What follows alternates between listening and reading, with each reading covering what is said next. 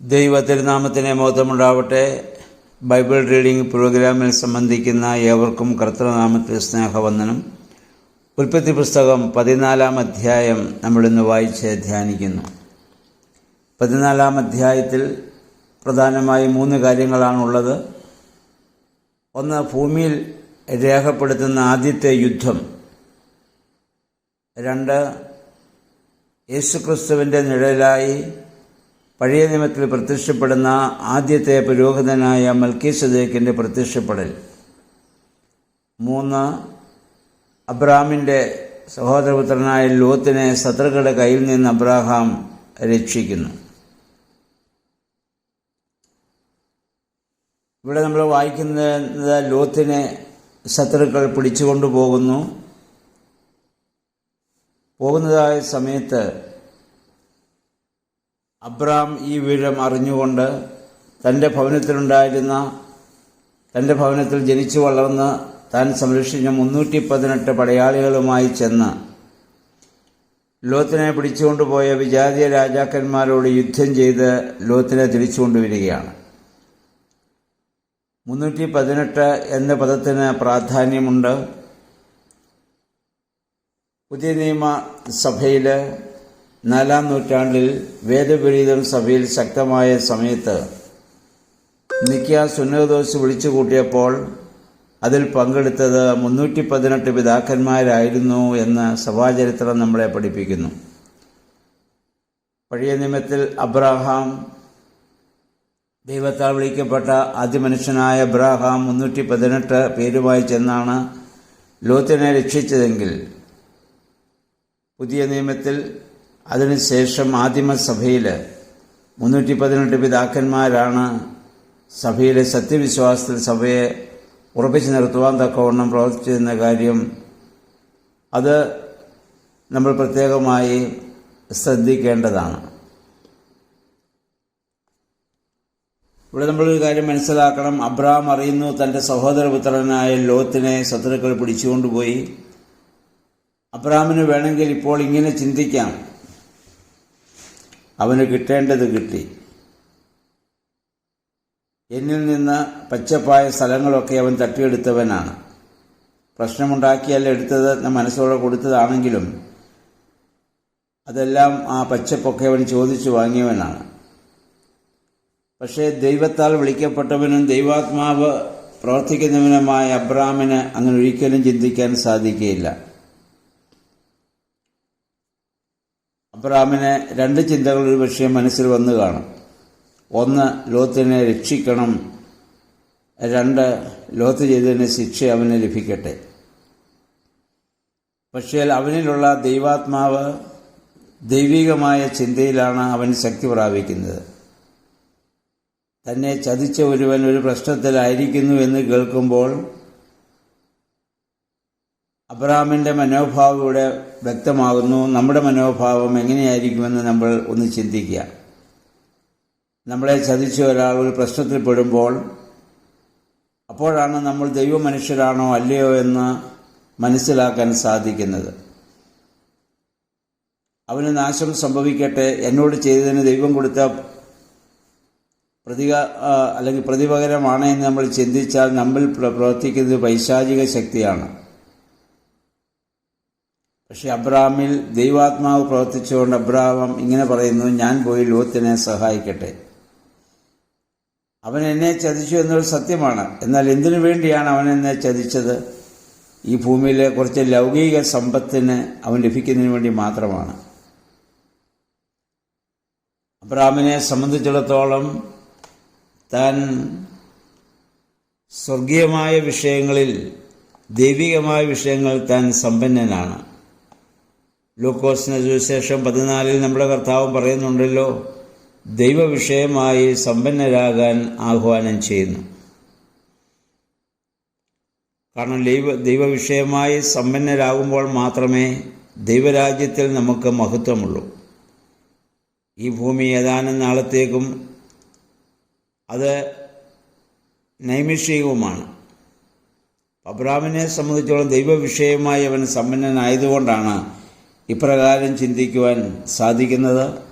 നമ്മുടെ കർത്താവും കാൽവരിയുടെ മുകളിൽ കിടന്നുകൊണ്ട് തന്നെ ക്രൂശിച്ചവർക്ക് വേണ്ടി പ്രാർത്ഥിച്ചതും ദൈവവിഷയമായി സമ്പന്നനായതുകൊണ്ടാണല്ലോ. ഭൂമിയിലെ സമ്പത്തിൻ്റെ പുറകെ പോയി ഇപ്പോൾ പ്രശ്നങ്ങളിലായിരിക്കുന്ന ലോത്തിനോട് അബ്രാമിന് വാസ്തവത്തിൽ സഹതാപമാണ്. ഞാനിപ്പോൾ അവനെ സഹായിക്കട്ടെ. പിന്നെ അബ്രാം ചെന്ന് യുദ്ധം ചെയ്ത് ലോത്തിനെ രക്ഷിക്കുന്നതായി നമ്മൾ വായിക്കുന്നുണ്ട്. അതാണ് ഒരു ദൈവമനുഷ്യൻ്റെ മനോഭാവം. അങ്ങനെയുള്ളവർക്ക് മാത്രമേ യെരുശലേമിൻ്റെ പണിയിൽ പങ്കാളികളാകുവാൻ സാധിക്കുകയുള്ളൂ. അവരൊരിക്കലും ബാബേലിൻ്റെ ആൾക്കാരല്ല. ഇവിടെ എന്താണ് സംഭവിക്കുന്നത്? അബ്രാഹാം യുദ്ധം ചെയ്ത് ലോത്തിനെ സംരക്ഷിച്ചുകൊണ്ട് വരുമ്പോൾ അബ്രാഹാമിനെ ഇവിടെ സ്വീകരിക്കുന്നത്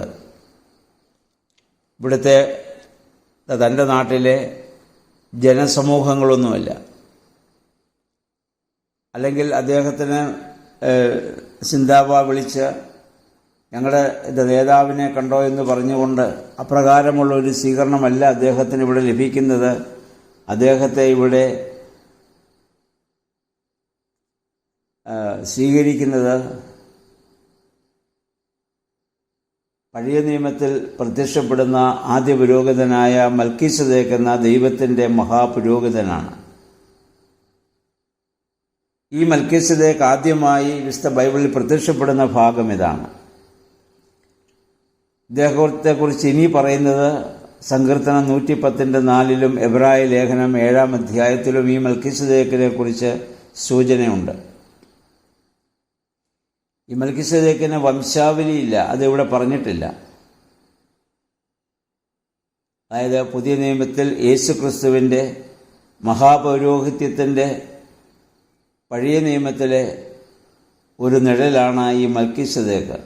അവൻ ആരംഭവും അവസാനവുമില്ല.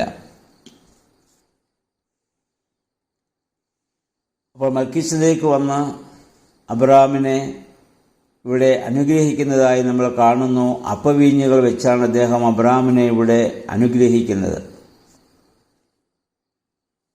യുദ്ധം ജയിച്ചു വരുന്നവൻ്റെ കയ്യിൽ ശത്രുവിൻ്റെ സ്വർണവും വെള്ളിയും എല്ലാം അവന് സ്വന്തമാക്കാവുന്നതാണ്. ഇവിടെ അബ്രാമിന് വേണമെങ്കിൽ ഈ സമ്പത്തുകളൊക്കെയും സ്വന്തമാക്കിക്കൊണ്ട് തനിക്ക് കുറച്ചുകൂടി ധനവാനാകാമെന്നുള്ളതാണ്. എന്നാൽ അബ്രാം അതൊന്നുമല്ല അദ്ദേഹത്തിൻ്റെ ശ്രദ്ധ. ഇവിടെ മൽക്കീസദേക്ക് അബ്രാമിനോട് പറയുന്നത് എന്താണ്? അദ്ദേഹം ശാലേം രാജാവായിരുന്നു. മറ്റാരും അധികം അറിയപ്പെടാതെ ജീവിച്ചിരുന്ന, അല്ലെങ്കിൽ ദൈവത്തിൽ ആശ്രയിച്ച് ജീവിച്ചിരുന്ന ഒരു വലിയ മനുഷ്യനായിരിക്കണം അദ്ദേഹം. ഇവിടെ ബാബിലോണിനോട് എതിരെ യെരുശലേം എന്നത് ഒരു യഥാർത്ഥ ഒരു ചിത്രമായിട്ട് നമ്മൾ ഇത് ചിന്തിച്ച് മനസ്സിലാക്കണം. നമ്മുടെ കർത്താവ് മൽക്കീസദേക്കിൻ്റെ ക്രമപ്രകാരം പുരോഹിതന്മാരായ നമ്മളൊക്കെ ആ പൗരോഹിത്യത്തിന് പങ്കുവഹിക്കുന്നവരാണ്. നേരത്തെ സൂചിപ്പിച്ചിട്ടുണ്ട്, സ്ഥാനമേറ്റ് നമ്മൾ ക്രിസ്തുവിനോട് ചേരുമ്പോൾ നമ്മളെല്ലാവരും പൗരോഹിത്യം നമ്മൾ സ്വീകരിക്കുന്നു. പിന്നെ ഇപ്പോൾ പുരോഹിതന്മാർ നമ്മൾ വിളിക്കുന്നവരാരെന്ന് ചോദിച്ചാൽ അത് ശുശ്രൂഷ പൗരോഹിത്യമാണ്, മിനിസ്റ്റീരിയൽ പ്രീസ്റ്റ്ഹുഡാണ്. പഴയ നിയമത്തിലെ പൗരോഹിത്യ ഗോത്രം നമുക്കറിയാം ലേവ്യ ഗോത്രമാണ്. ലേവ്യ ഗോത്രത്തിൽ അഹ്റോനെയും മക്കളെയും അല്ലെങ്കിൽ പ്രത്യേകം വിളിച്ച് വേർതിരിക്കപ്പെടുന്നവർ അഭിഷേകം ചെയ്യപ്പെട്ട് ദൈവാലയ ശുശ്രൂഷയ്ക്കായി അവർ വേർതിരിക്കപ്പെട്ടു. എന്നാൽ ലേവ്യ ഗോത്രം മുഴുവൻ പുരോഹിത ഗോത്രമാണ്. അതുപോലെ തന്നെയാണ് പുതിയ നിയമത്തിലും നമ്മൾ സ്ഥാനമുഖാന്തരം യേശുവിൻ്റെ രാജകീയ പുരോഹിത വർഗമായി നമ്മൾ മാറുന്നു. യേശുവിനോട് നമ്മൾ സംയോജിക്കപ്പെടുമ്പോൾ യേശുവിലെ രാജ്യത്വവും പൗരോഹിത്യവും പ്രവാചകത്വത്തിനൊക്കെ നമുക്ക് പങ്ക് ലഭിക്കുന്നുണ്ട്. അതിൽ ആ ശുശ്രൂഷ പൗരോഹിത്യമാണ് ഇന്ന് പുരോഹിതന്മാരെന്ന് നമ്മൾ വിളിക്കുന്നവരിലുള്ളതെന്ന് നമ്മൾ മനസ്സിലാക്കുക. ഇനിയും മൽക്കീസദേക്ക് ഇവിടെ എന്താണ് ചെയ്തത്? അദ്ദേഹം ആദ്യം അബ്രാമിനും ഈ 312 പിതാക്കന്മാർക്കും അദ്ദേഹം ഭക്ഷണം കൊടുക്കുക ചെയ്തത്. യുദ്ധം ചെയ്ത് ക്ഷീണിച്ച് തളർന്നു വരുന്നതായ മനുഷ്യർക്ക് ആദ്യം കൊടുക്കേണ്ടത് ഭക്ഷണമാണ്. അല്ലാതെ അവർക്ക് നൽകേണ്ടതൊരു പ്രസംഗമല്ല. വിശക്കുന്ന മനുഷ്യന് ഭക്ഷണം കൊടുക്കുന്നത് അതാണ് ആദ്യത്തെ ആധ്യാത്മികമായ പ്രവർത്തനമെന്ന് പറയുന്നത്.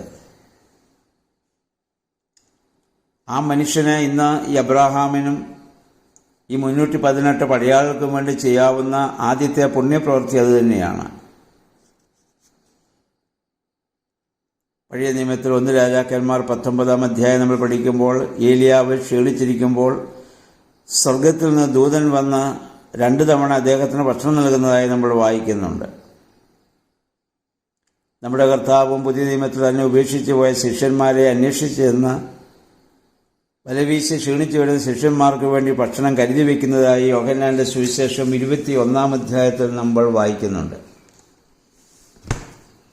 അപ്പോൾ ആവശ്യത്തിലിരിക്കുന്നവർക്ക് ഭക്ഷണവും മറ്റ് ആവശ്യ വസ്തുക്കളും നൽകുന്നതാണ് യഥാർത്ഥമായ ആധ്യാത്മികരുടെ ആദ്യത്തെ സ്റ്റെപ്പ്. അതാണ് മൽക്കീസദേക്കിന്റെ ആ പൗരോഹിത്യത്തിന്റെ ആ ശ്രേഷ്ഠയും അതാണ്.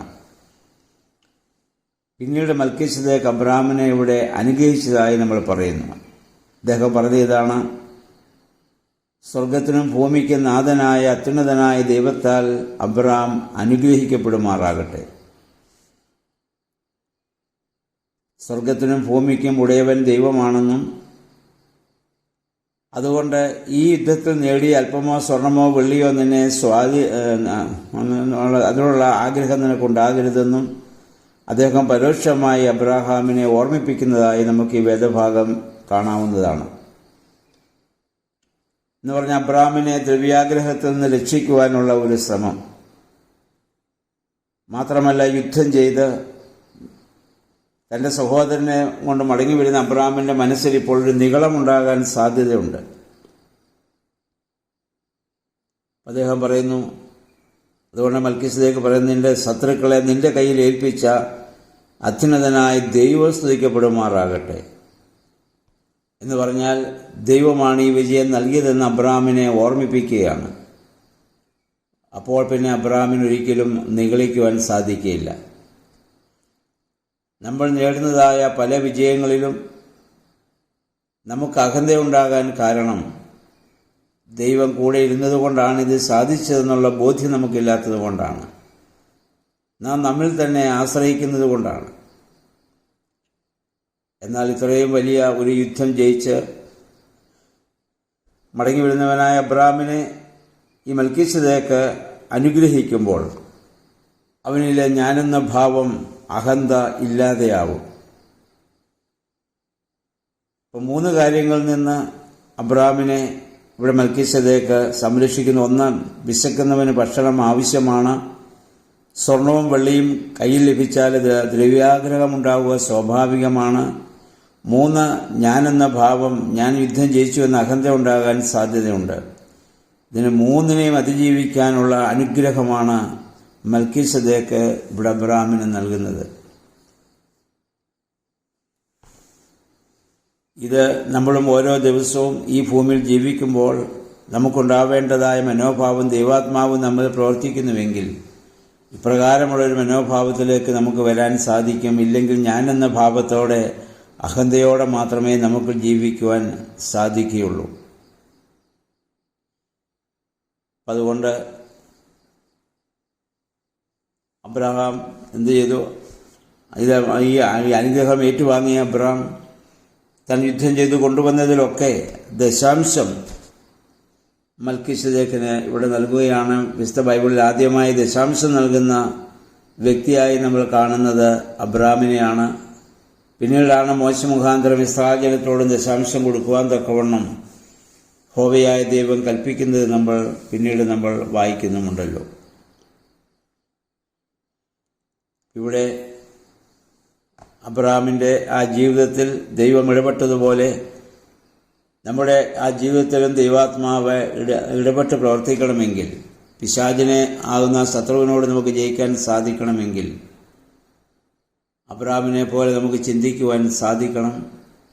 നമ്മളെ എതിർത്തവർ, നമുക്ക് ശത്രുക്കളായിരുന്നവർ, നമ്മെ വേദനിപ്പിച്ചവരൊക്കെ പ്രശ്നങ്ങളിലാകുമ്പോൾ അവരെ സംരക്ഷിക്കുവാനുള്ള പ്രാർത്ഥനയും പ്രവർത്തനവും നമ്മിൽ നിന്നുണ്ടാകുമ്പോഴാണ് ദൈവാത്മാവിനാൽ നമ്മൾ നയിക്കപ്പെടുന്നുവെന്ന് നമുക്ക് പറയുവാൻ സാധിക്കുകയുള്ളൂ. അതുകൊണ്ട് അബ്രാമിൽ ഇപ്പോൾ ദൈവത്തിൻ്റെ ആ വലിയ ആത്മാവ് പ്രവർത്തിക്കുന്നതിനാൽ അദ്ദേഹം ഒരു വലിയ മനുഷ്യനായി പുതിയ നിയമത്തിൽ ക്രൈസ്തവ സമൂഹത്തിൻ്റെ അതിനൊരു ആരംഭമായി പഴയ നിയമത്തിൽ ഇസ്രായേൽ ജനത്തിൻ്റെ പിതാവായി അറിയപ്പെടുവാൻ തക്കവണ്ണം അദ്ദേഹം കാരണക്കാരനായിട്ട് ഇവിടെ തീരുകയാണ്.